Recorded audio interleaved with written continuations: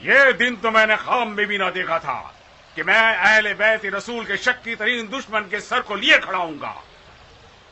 کربلا کے ام الفتنہ کا سر صالحین کا امیر اور اولیاء کے خون کے منتقم جناب امیر مختار کو پیش کرتا ہوں۔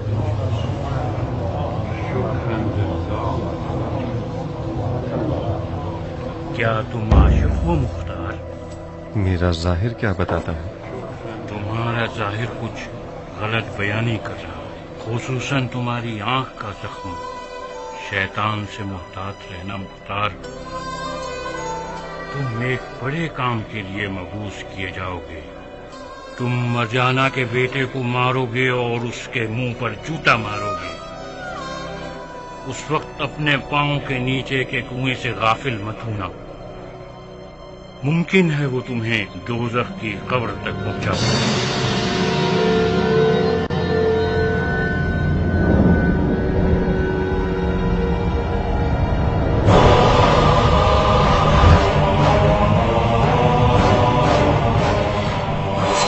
استغفر اللہ ربی واتوب الیہ۔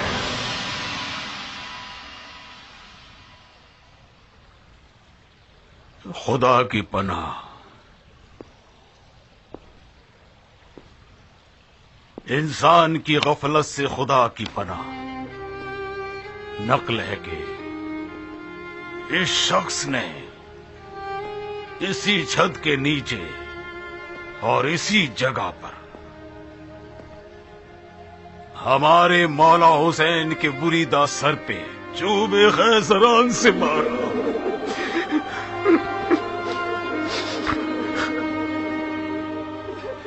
مظلومیت حسین پر خون کے آنسو بھی بہائیں تو کم ہوگا، مگر آج شکر اور خوشی کا دن ہے۔ اپنے سر کے بال کٹوا کر مدینے میں مولا سجاد کے حضور اس سر کو لے جائیں، شاید اس ام الفتنہ کے سر کو دیکھنے سے ان کے غموں میں تھوڑی سی کمی واقع ہو جائے اور سکون ہو۔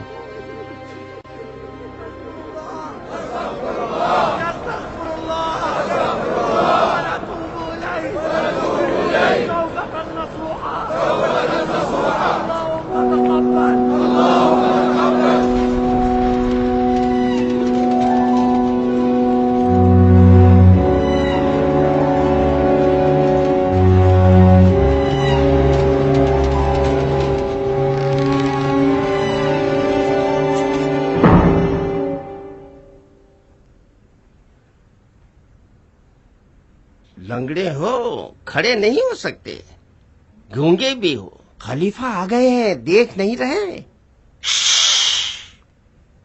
اندھے ہو، نہیں دیکھ رہے؟ وہ اللہ کی مضبوط رسی کو تھامے ہوئے، اس کے ذکر میں کیوں حائل ہو رہے ہو؟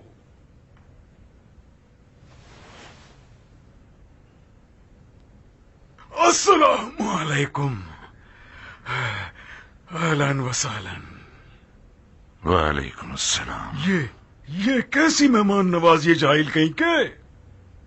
کیا اس کھنڈر میں تھوڑا سا پانی یا کوئی کھجور نام کی شے نہیں پائی جاتی کہ پذیرائی ہو سکے؟ یہ بیچارے تو معذور ہیں، انہیں نرم گدی پر بٹھانا چاہیے، نہ کہ زمین سخت پر۔ خدا لعنت کرے تم لوگوں پر، خدا لعنت کرے تم سب پر۔ تم لوگوں کو صرف ہماری بے عزتی کروانی آتی ہے۔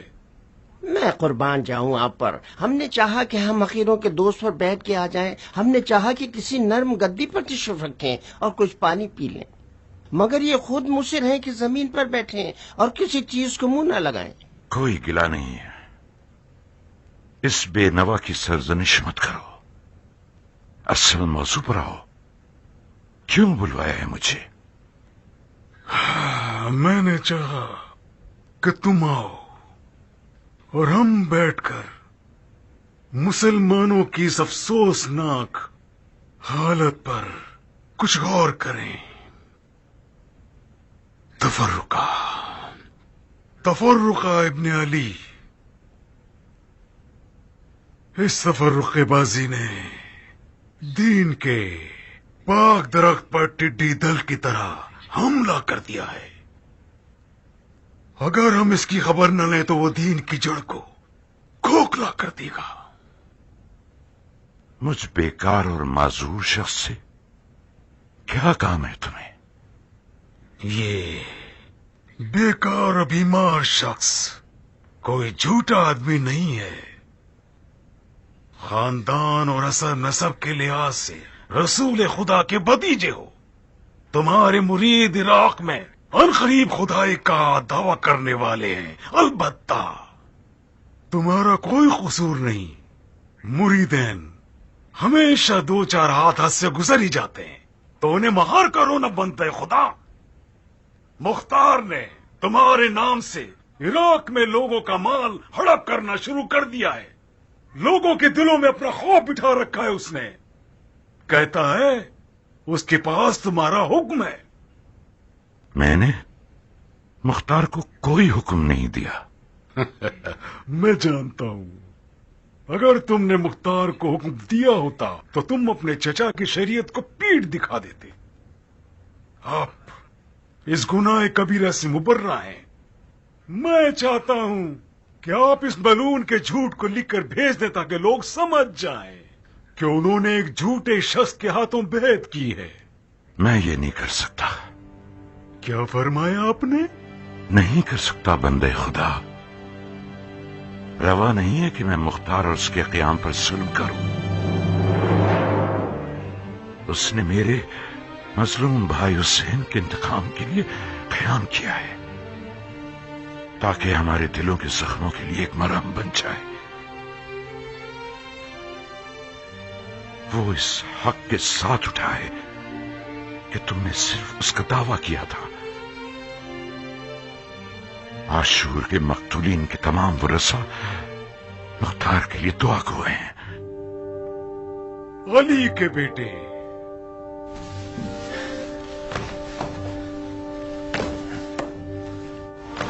مختار نے اپنے اس اچھے کام کا ثواب اپنی جاہ طلبی کے باعث کما دیا ہے. خون حسین کا انتقام صرف ایک بہانہ تھا. مختار کا اصلی ارادہ دونوں علاقوں کی بادشاہت کا حصول ہے. اس نے خطبہ پڑھا ہے. ہماری بیعت توڑ چکا ہے. ہمارے حکام کو معزول کر دیا. اس نے فوج تیار کر لی ہے اور ایسی حکومت تیار کر چکا ہے جو سفیانی کافروں سے زیادہ خوفناک ہے. آپ مصلحت مسلمین کو ترجیح دیتے ہیں یا چند لوگوں کے ذاتی مفادات کو؟ زیادہ بحث مت کرو. مختار کو ایک خط لکھو اور معاملہ ختم کرو.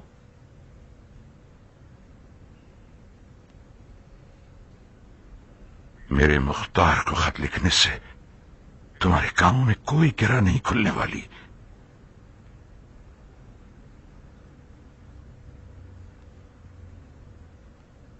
تم صرف ایک خط لکھ دو. گرہ کھولنا میرا کام ہے. مختار میرا نمائندہ نہیں ہے کہ میں اسے خط لکھوں. مختار خود مختار آدمی ہے، چاہے حکومت پہ رہے یا نہ رہے. میں نہ تو اسے حکومت پر رہنے کی نصیحت کروں گا نہ چھوڑنے کی. والسلام.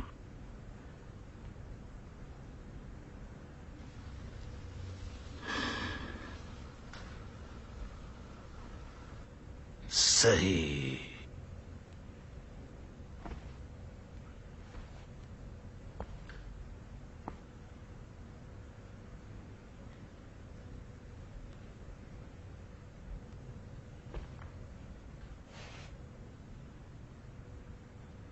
قبیلہ بنی ہاشم کے لوگ جہاں تک جھگڑا ہو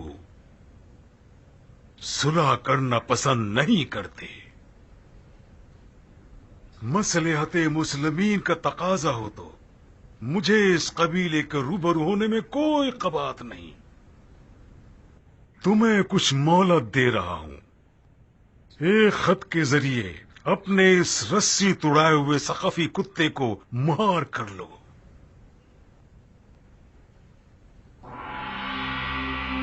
اسے حفاظت کے ساتھ ایک خیمے میں زمزم کے قریب ٹھہراؤ تاکہ دعا کے ذریعے اپنے تکبر کا علاج کر سکے۔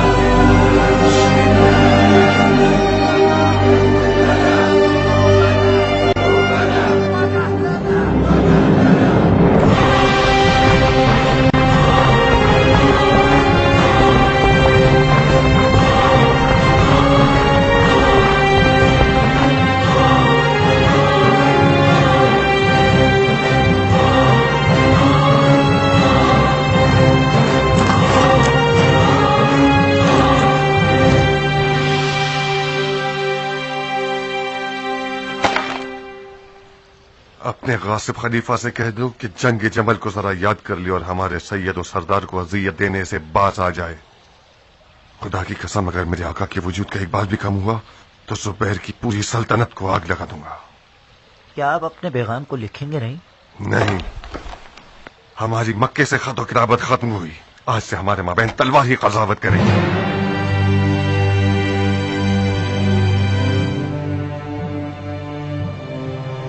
ابو مفلس، جی امیر۔ جد علی کو فوراً بلاؤ۔ اطاعت امیر۔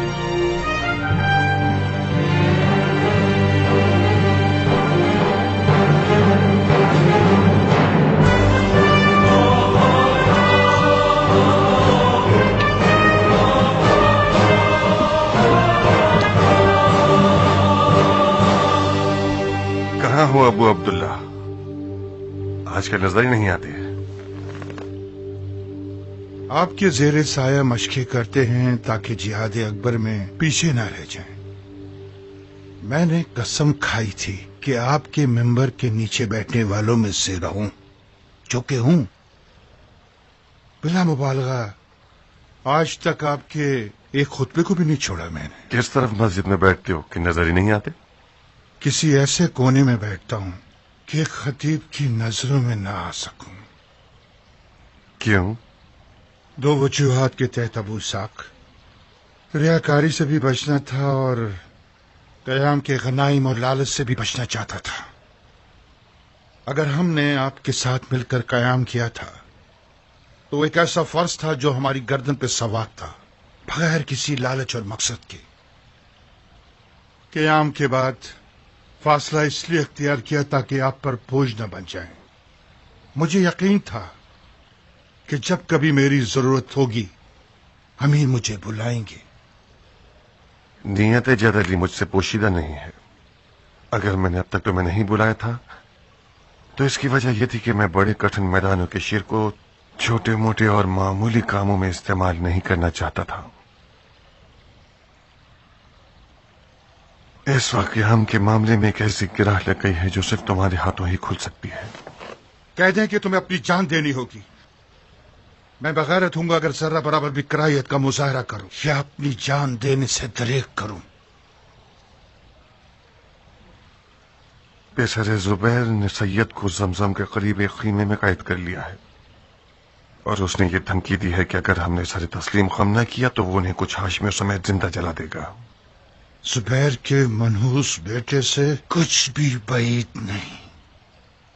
مجھے کیا کرنا ہوگا؟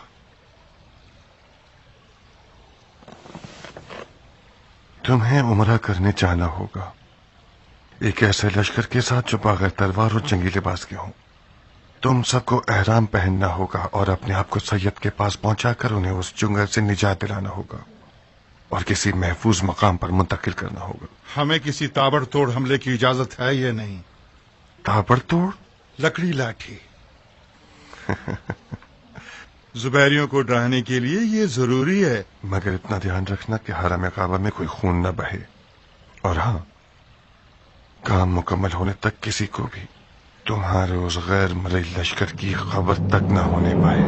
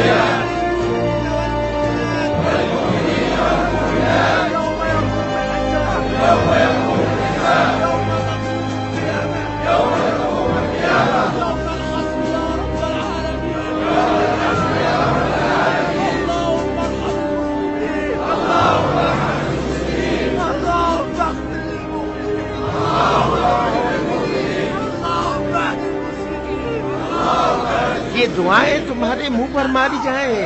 इतने सारे जव्वार हैं, एक बीमार या माजूर नहीं जो हमसे ये तख्ते किराए पर लेना।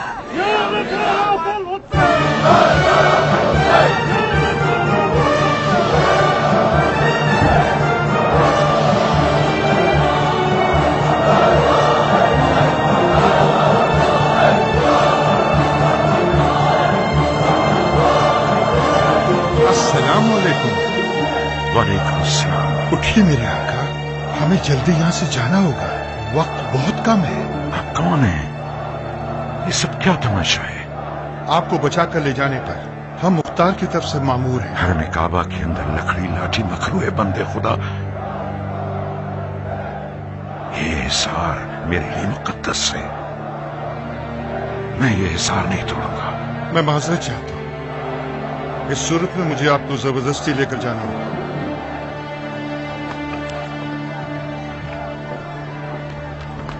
अरे अरे अरे, ये हरम काबा है, कोई गली कूचा नहीं। तख्त कहाँ लिए जा रहे हो? ये लो, ये रही इसकी कीमत।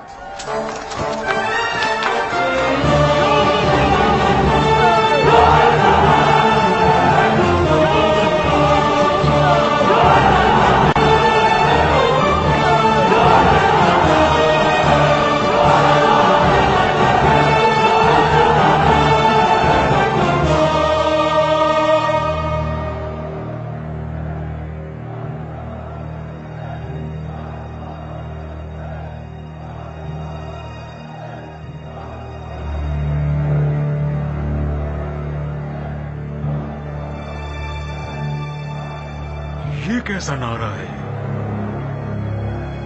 हमारा खून हुसैन से क्या वास्ता? माफी चाहता हूँ भाई। जाफर, ये क्या शोर शराबा है? मोहम्मद इब्ने अली को चुरा कर ले गए। चुरा कर ले गए? क्या वो सोना था जो चुरा लिया गया? कुर्बान जाऊं आप पे, मुख्तार के आदमी लाठियों के साथ सहने काबा पर हमलावर हो गए और अली के बेटे को अपने साथ ले गए।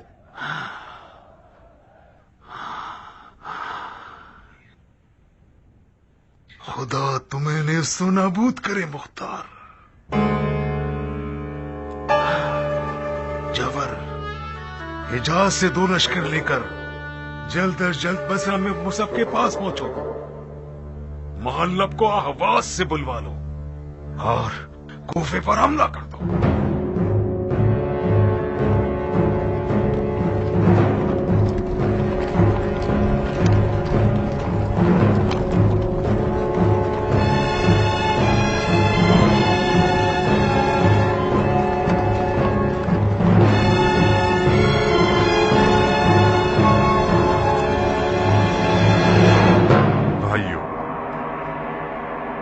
जो परचम अदल व इंसाफ आज आप लोगों ने कूफे के दारुल हुकूमत पर नस्ब किया है, ये आप ही की दुआओं और खुलूस के मरहून मिन्नत है। रहमत के खुले हुए दरवाजे आप लोगों के ही दर्दमंद दिलों का हासिल है कि आप लोगों ने आंसुओं से गुनाहों को धो दिया और अदल की तलवार को उन मुफसिदीन की गर्दन पर रख दिया कि जिन्होंने आले रसूल पर पानी बंद किया और जिंदगी की नेमत को उनसे छीन लिया। आपको उसका अजर जरूर अता होगा। जान लीजिए कि आपकी अदल की तलवार की चमक ने जालिमों की आंखों को अंधा कर दिया है और उनकी जान पर वहशत लाहक कर दी है और उनके धोखेबाज बनावटी चेहरों से नकाब उठाकर उन्हें अदल व इंसाफ से खुलकर मुकाबला करने वाला बना दिया। आले जुबैर की अदल व इंसाफ से जंग कोई आज की बात नहीं है। इस दुश्मनी की जड़ें जंग जमल से जाकर मिलती हैं। आज बनी जुबैर ने खाना काबा को बनी हाशिम के लिए नाअमन बना दिया है। ये जो हमारे आका और सरदार हजरत मोहम्मद हनफिया इब्ने अली इब्ने अबी तालिब को खाना काबा में जिंदा जला देना चाहते थे, ये कोई झूठ नहीं है। बनी जुबैर का इरादा था कि वो मोहम्मद इब्ने अली के साथ वही शुरू करें जो बनी उमैया ने हुसैन इब्ने अली के साथ किया। और अगर हमारी गैर मरई फौज एक दिन भी देर से मक्का पहुंचती तो हमारे मजलूम सैयद और सरदार जुबैर के बुग़्ज़ और कीने की आग में जल जाते और शिया फिर से एक बहुत बड़े गम में दागदार हो जाते। खुदा की कसम में इस हक में नहीं था कि बनी जुबैर से कोई जंग की जाए, मगर मैं क्या करूं? इस कौम के कान हक बात को सुनते ही नहीं हैं। इनकी आंखें सच्चाई को देखती ही नहीं और न इनके दिल में खौफ खुदा है।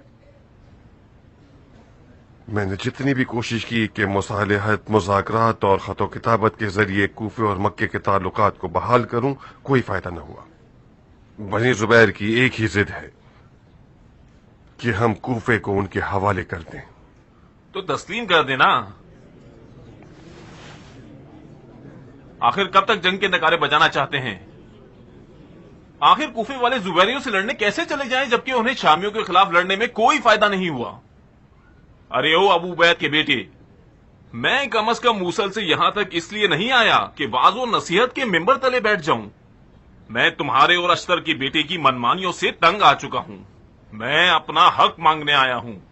बहुत खूब, बताओ किसने तुम्हारा हक खाया है? झूठी हुकूमत ने मेरा हक खाया है। मूसल की सरजमीन को मुझ जैसों ने फतह किया और उसके खजाने तुम लोगों के हिस्सों में आ गए। आप लोग जो सुन्नत रसूल की बातें करते हैं, माले गनीमत को फौजियों के दरमियान इंसाफ से क्यों नहीं बांटते?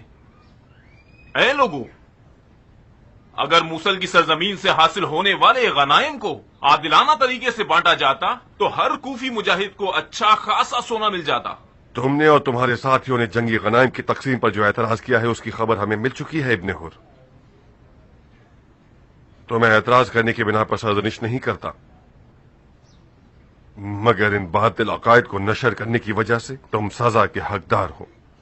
तुम्हारा हक सिर्फ उतना ही है जो इब्राहिम ने मुअय्यन किया, यानी लश्कर खुदा से निकाला जाना। खुदा की फौज क़स्द कुर्बत से मैदान जंग की तरफ जाती है बंदाए खुदा, न कि माल गनीमत की लालच के लिए। मुख्तार, कोई भी अक्लमंद आदमी माल गनीमत के लिए अपनी जान की बाजी नहीं लगाता। मुझ जैसों ने आज तक बेखौफ होकर तुम्हारी रकाब में तलवार चलाई है और किसी खतरे से फरार नहीं किया। अदल व इंसाफ पर अकीदा रखना भी हमने आप ही से सीखा है। क्या हो गया कि नाइंसाफी पर एतराज को मुज़र अकायद शुमार कर रहे हैं? बगैर सोचे समझे और बेबुनियाद और जाहिलाना एतराज मुज़र होता है। तुम हुकूमत चलाने के मामलात में से जानते ही क्या हो नौजवान? जो कुछ माल गनीमत की मद में हासिल होता है वो सब का सब फौजियों का हिस्सा नहीं होता है जिसे इंसाफ से बांट दिया जाए। सबसे पहले माल गनीमत का कुछ हिस्सा बैतुल माल का हिस्सा है जिसे लोगों की जरूरियात पर खर्च किया जाता है। दूसरा ये कि फौज के खाने पीने के और दीगर खर्चे भी हैं जो इन्हीं पैसों में से पूरे किए जाते हैं। तीसरी बात यह कि तहमत लगाने के बजाय साबित करो कि इब्राहिम अश्तर जो मूसल की फौज का सिपहसालार है उसने तुमसे जो एक आम फौजी हो 1 दीनार भी माल गनीमत ज्यादा लिया है ताकि मैं उसे फौज से निकाल दूं और उस पर हद जारी कर दूं। मैं ये साबित करता हूं कि आप लोगों के दावे सब झूठे हैं। ऐ लोगों, मुख्तार वही शख्स नहीं जिसने ये दावा किया था कि अपने कियाम की कामयाबी के बाद हुकूमत को शूरा के हवाले कर देगा। क्या इसने हुकूमत की कुर्सी छोड़ दी? तो जब हुकूमत को शूरा के हवाले कर दोगे, मैं ये भी मान लूंगा कि तुम्हारी अदल की बातें भी झूठी नहीं थी।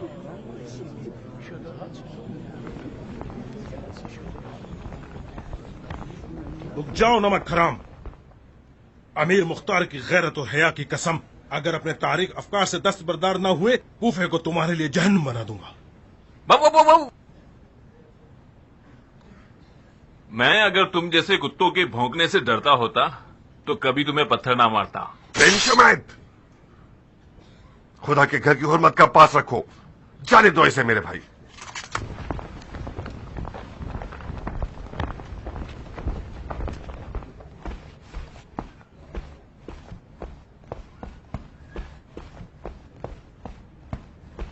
अमीर, इब्ने हुर एक पागल और मनमानी करने वाला शख्स है। मुमकिन है बनी जुबैर ने उसे खरीद लिया होता कि हमारे दरमियान फूट पैदा करे। अगर उसके गुस्ताखी का मुंह तोड़ जवाब ना दिया तो कल से हर एरा गैर आपके सामने शेर बन के खड़ा हो जाएगा और अपने अजदाद की खोई मीरास का मुतालबा करेगा। बिन शुमैत, एक मुसलमान हाकिम पर एतराज करना हर मुसलमान का हक है। यही मौला अली का तरीका था। हम उसके अकायद के जुर्म में उसे तंबीह नहीं कर सकते। जब वो तलवार निकाल ले और शर फैलाए और लोगों की जिंदगियां हराम करने लगे, फिर हम उसे उसके अमाल की सजा देंगे।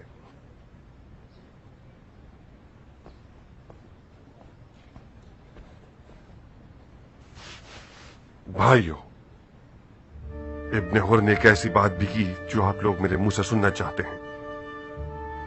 खुदा ने चाहा तो बनी जुबैर के मामले से फारिग होने के बाद हुकूमत को लोगों की राय के हवाले कर देंगे, क्योंकि हमारी हुकूमत एक आजाद और अवामी हुकूमत है।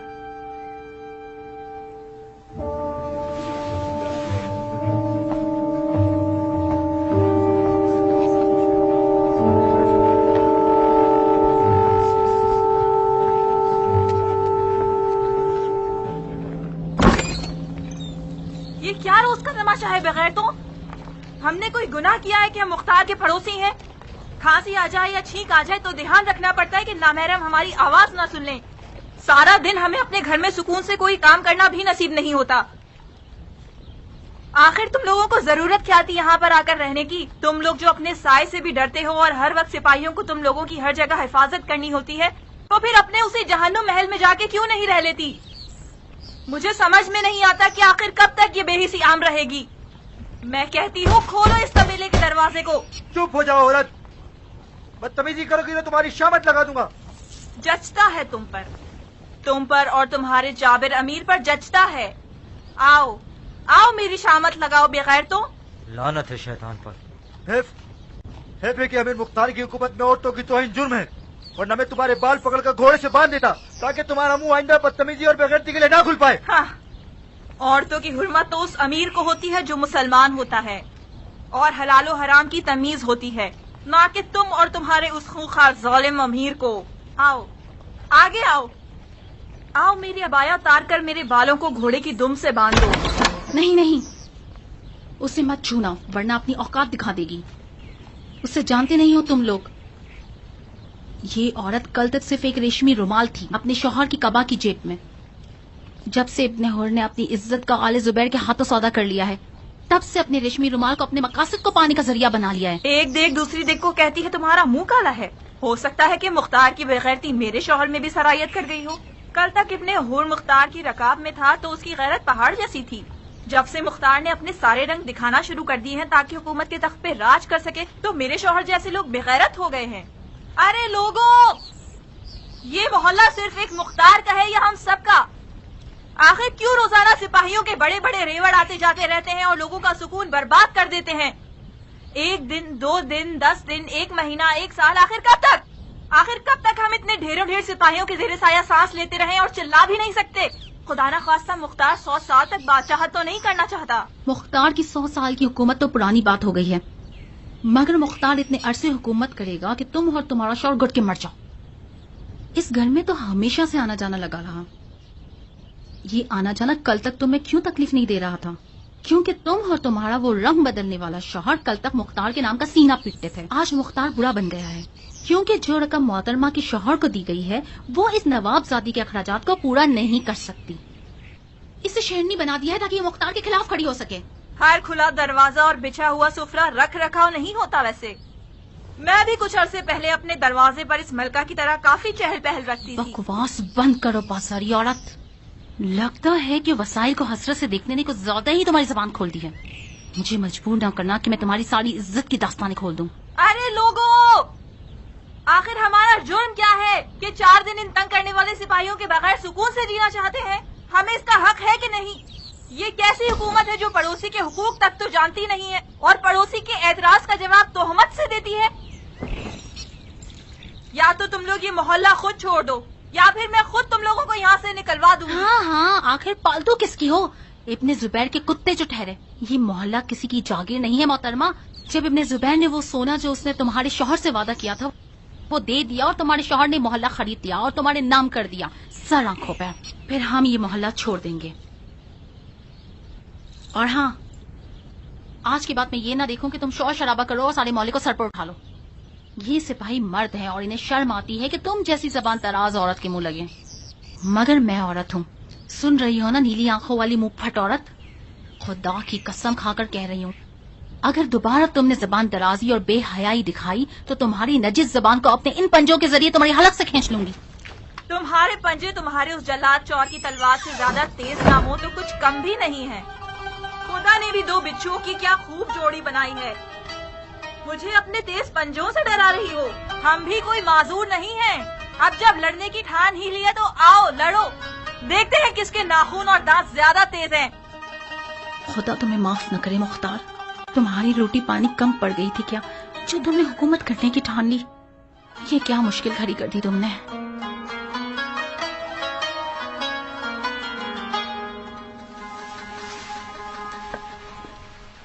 آپ کہاں جا رہی ہیں دمہ جان؟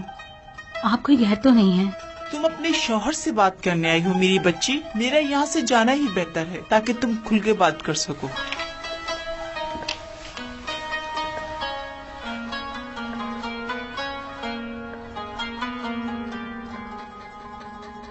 ہم سن رہے ہیں بانو. آج تم بہت یاد آئے. آج اپنے حور کی بیوی ماریا نے تمہارے گھر کا دروازہ پیٹا.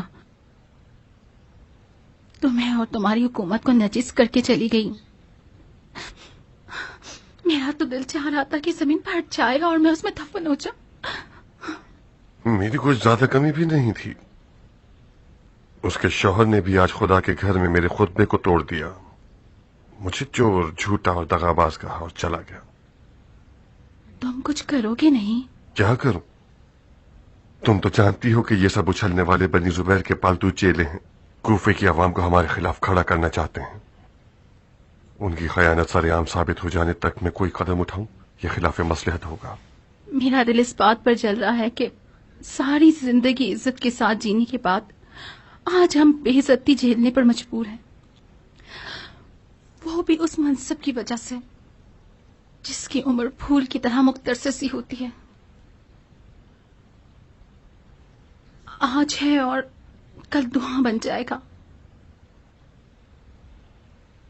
ایسے دن بھی تھے کہ تمام کوفے والے مختار کے نام کی قسم کھاتے تھے.